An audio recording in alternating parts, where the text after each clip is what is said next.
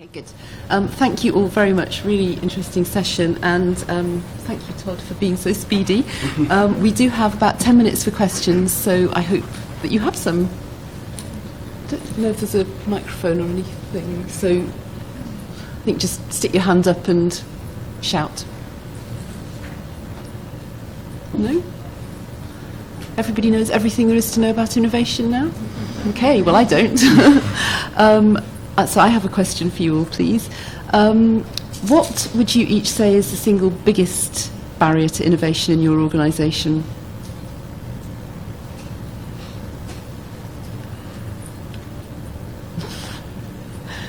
Well, I know what it's not.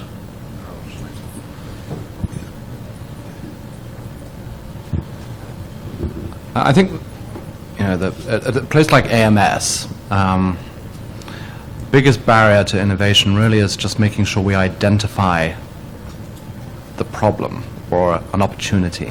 And having identified that, think it through well enough without being constrained by what we already have done for so long. I mean, that really is such a constraint. We're so used to the things that we know.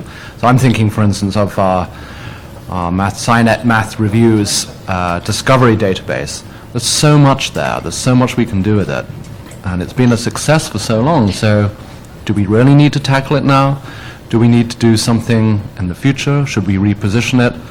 And it's sort of the comfort of tradition, I guess, is a way of summing it up. Internally at PureTech, I'd say, I mean, our organization is built around innovating, but we still have to remind ourselves, like, I think it ties into Robert's talk, let's get going. Sometimes there's a temptation to want to have all the answers, do all the analysis, make sure everything's totally buttoned down. And that, as an entrepreneur, that's never ever once been the case when we started something. At some point, you just have to jump off. So that'd be our biggest obstacle, probably. I think currently for us, it's trying to do too many things at once. And we have so many initiatives. Like I said, we have an innovation initiative, but that's one of 12. So, and the other thing is changing leadership, because we're in a sort of a state of flux right now. You really do, as I said, have to have strong leadership at the top modeling, and right now I'm not sure we have that. So. Yeah, I think for us it's, it's all those things, but it's also, we do a lot of pilots, we do a lot of proof of concepts, and there's lots of ideas. So I feel like we're actually doing a lot of innovation, but for me the challenge is to, I guess, rally the hearts and minds around the big ideas, the big market moving ideas, and actually get the scale and get them launched and get them visible. So we're a little bit all over the place. I think that's our biggest barrier to true innovation. So I wanted to pick up on that point. How do you balance your large-scale innovation with your incremental, small changes, improvements? And how do you value those? Is there financial value in the library world? What's the criteria for doing one thing big and many things small? How do you? I'm just going to repeat the question quickly in case people didn't hear it. So Christine is asking how the panel balanced sort of large-scale and small-scale innovation, both from a financial point of view and a time point of view and a resource point of view, I think. Just quickly, I mean, I could say one thing we did is reorganize the company. So we actually have our kind of core business is represented, the journal business is represented in a division, research communications, and we created a new innovation group called Research Innovations. And we have another one that's kind of focused on the corporate sales market that used to be kind of the reprints business in journals. And so that's a good way for us to do it. Now with that, their business units, they have their own budgets, their own P&Ls. They can have a lot more control over sort of the way things are run, and it's not competing with the ideas that are propping up the big journal business scale. So hopefully that will help a lot.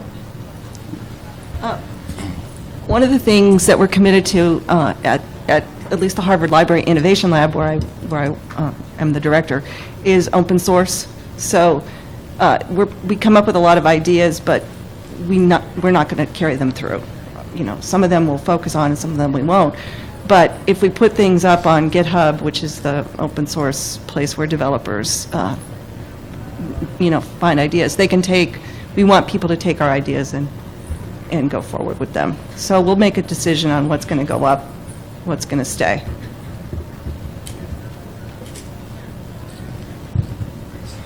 I mean, for us, it's been a balance of identifying big themes, realizing what it takes to look at those big themes, but not ignoring that actually we've got a lot of things that we can just do to improve what our books and journals publishing, and those are actually as important. So we kind of separate out that from innovation, but there's still, we balance that in a sense by creating these projects from big themes that we've identified that a number of us have in common. So that's the way we tackle it. And also, I think I was mentioning briefly about just encouraging ideas, however small they may be, from our employees and making sure they have a way of expressing those so they can talk about them. A large barrier to innovation in culture. How do you set the expectation that not all ideas will be implemented, but you still want to generate that small sample? Okay, so to repeat the question, thank you. It's about culture. How do you set expectations if you want to create a culture of innovation, but you know that you're not going to be able to carry through on all the ideas that people come up with? And again, for us, it's about spilling glasses of water. And no, but for us, it's I don't know. I mean, it's. I think it's down to leadership to set the right tone. I mean, I personally, and through all the people that are in leadership positions at AMS, we encourage debate and we talk about the issues, and we don't. There's no sort of judgment or criticism involved. And if you have that tone, I think your employees feel enabled. If you're too directive and judgmental, and you have maybe your job somehow feels at risk because you say something that might embarrass you or might not be clever or something, then that's not going to work. And so it's about tone. That's how I feel about it, anyway. I mean, in the past, I've worked at a number of large companies, and where innovation's worked well is when there's decentralization or specific groups that are kind of mandated just to innovate, or the Google thing. I mean, people call it the Google thing, but I worked at P&G 20 years ago, and they did it, and probably someone else did it 20 years before that. So just creating structures to allow people to innovate without having to go too far up the chain, too far down the chain, and always double, evaluating, second guessing everything, that's going to be really important. I think you just have to talk the talk that failure is part of it, and we have a sandbox for ideas that didn't make it, so it's there, people can look at them. And one of my most creative guys, he's so proud that he has had more library lab grants rejected than he's had accepted. So it's just part of what it is. Not everybody gets their idea taken up. That's a big, at Wiley, that's a big question, that culture issue, because for years, the cost of doing digital stuff is sort of underwritten by the publishing units and rolled into their sort of profit center. So we've never even really had an ROI culture around anything digital. And what that means is in our culture, nothing ever died, nothing ever ends, nothing's ever called a failure, because we don't really, and I think that's probably a lot of publishers are like that. So you can't start new things when you're still supporting everything that you've done for the last 15 years. So one of my goals as we're trying to professionalize the product management side is just to kind of, how do you starting to think about ROI? When can you call something a failure? When can you stop it so you can redeploy those resources? Any other questions or comments from anyone? Yep. I was wondering if you could also say a little bit about how you're measuring the success of your respective innovations. And for example, you talked about the PDF, 80% of users coming in, grabbing it, leaving. What sort of target, if you have a target, how far you want to move that needle, and the other, how you're measuring success? Okay. Thank you, Kumar. So this was a question about how the groups, how the different organisations measure success of innovation. Well, since you asked about PDF, I mean, I'll answer first, but one thing we're trying to do to measure that is we have a new position called the Digital Product Performance person. She's actually at this conference. And so I just gave her that challenge. Like, how do we know if we're succeeding here and people, like, especially when our content's distributed all over the place and it's at aggregators, and it's really hard and confusing to tell how your content's being used. And she's actually just trying to put in sort of the metrics and KPIs and coming back to us and say, these are the KPIs we'll start managing to. So that's what we're doing.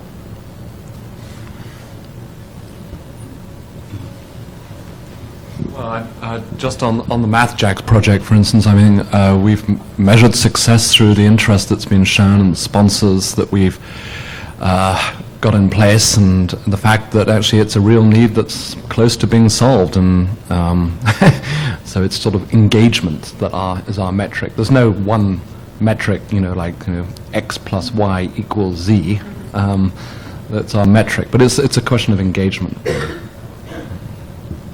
I mean, for us at the PureTech level, obviously, we're trying to start successful companies and trying to make money, as you talked about. And but I mean, on the engagement level, I mean, there are super simple tools that just A/B test everything you want to test instantly, and we do that. So we just push something out to a few people and see who uses this version, who uses that version. If it's hitting the goals we want, which is, it depends based on where we are in the deployment, then we push it. If it's not, we push the other thing. So there's a lot of ways to do that, I think, that are very relevant in this field as well. We do the typical, usage statistics, engaging our users to find out what we could be doing better, what we could be doing worse. Sometimes focus groups, that sort of thing. Great. Well, it's pretty much right on 12:15. Before we thank our speakers one last time, I'm going to put in a shameless plug for tomorrow lunchtime when there are the round tables. One of the round tables is going to be on this topic, making innovation happen. So if any of you would like to come along and share your experiences or discuss this topic further, then we'd be delighted to see you. And in the meantime, thank you very much to all our speakers.